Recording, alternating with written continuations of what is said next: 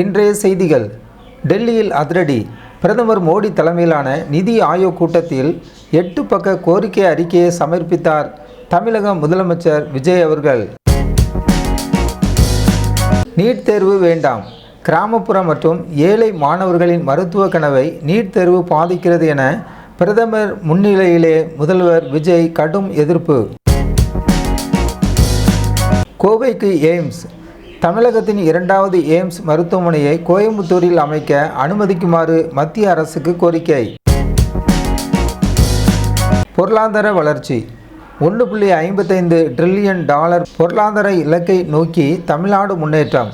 மத்திய அரசின் முழு ஒத்துழைப்பை எதிர்பார்ப்பதாக உரை. நெடுஞ்சாலைத்துறை மேம்பாடு. செங்கல்பட்டு திருச்சி சாலை உள்பட முக்கிய வழித்தடங்களை 6 வழிச்சாலைகளாக மாற்ற 5 முக்கிய கோரிக்கைகள் முன்வைப்பு. நிதி கோரிக்கை. கூட்டு குடிநீர் திட்டத்திற்கான நிலுவைத் தொகை ₹2283 கோடியை உடனடியாக வழங்க முதல்வர் விஜய் வலியுறுத்தல்.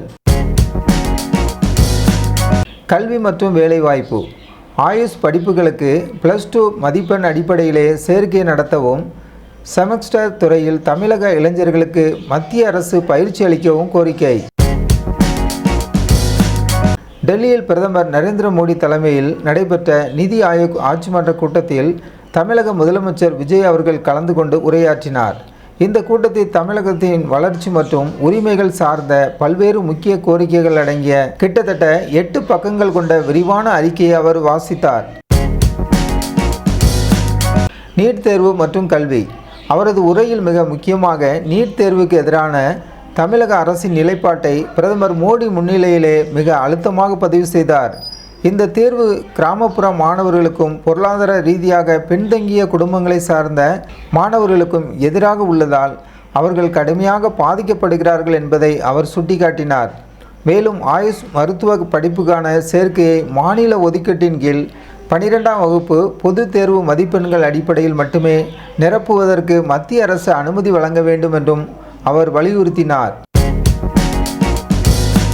பொருளாதாரம் மற்றும் மருத்துவ கட்டமைப்பு. தொடர்ந்து பேசிய முதல்வர், உலகளாவிய பொருளாதார சூழலுக்கு மத்தியிலும் இந்தியாவின் 2வது மிகப்பெரிய பொருளாதார மாநிலமாக திகழும் தமிழ்நாடு $1.55 டிரில்லியன் பொருளாதார வளர்ச்சியை நோக்கி மிக வேகமாக முன்னேறி வருகிறது என்றார். தமிழகத்தின் உயர்தர மருத்துவ சேவைகளை மேலும் வலுப்படுத்த கோயம்புத்தூரில் மாநிலத்தின் 2வது எய்ம்ஸ் மருத்துவமனை அமைக்க மத்திய அரசு உடனடியாக அனுமதி அளிக்க வேண்டும் என்ற கோரிக்கையையும் அவர் முன்வைத்தார். பிரதமர் மோடியை முதல்வர் விஜய் அவர்கள் தனிப்பட்ட முறையிலும் நேரில் சந்தித்து பேசினார். கட்டமைப்பு மற்றும் நிதி ஒதுக்கீடு கோரிக்கைகள். மாநிலத்தின் கட்டமைப்பு வசதிகள் குறித்து பேசிய முதல்வர் விஜய், நெடுஞ்சாலைத்துறையை மேம்படுத்தும் வகையில் செங்கல்பட்டு முதல் திருச்சி வரையிலான பகுதி மற்றும் NH-81 உள்ளிட்ட முக்கிய சாலைகளை 6 வழிச்சாலைகளாக தரம் உயர்த்தப்பட வேண்டும் என 5க்கும் மேற்பட்ட கோரிக்கைகளை விடுத்தார். தமிழகத்தில் பாரத் நெட் 2ஆம் கட்ட திட்டம் 97 விழுக்காடு நிறைவடைந்துள்ள நிலையில் அதில் உள்ள சிக்கல்களை களைய மத்திய அரசு ஒத்துழைக்க வேண்டும் என கேட்டுக்கொண்டார். மேலும் கூட்டு குடிநீர் திட்டத்திற்காக தமிழகத்துக்கு வரவேண்டிய ₹2283 கோடி நிலுவைத் தொகையை மத்திய அரசு உடனடியாக செலுத்த வேண்டும் என்றும் அவர் வலியுறுத்தினார். தொழில்நுட்ப பயிற்சி.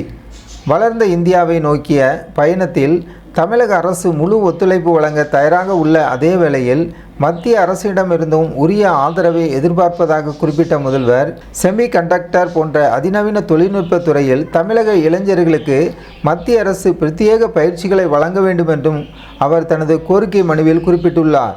மரியா நோவா நியூஸ் சேனலுக்கு புதியவராக இருந்தால் மரியா நோவா நியூஸ் சேனலை சப்ஸ்கிரைப் பண்ணுங்கள்.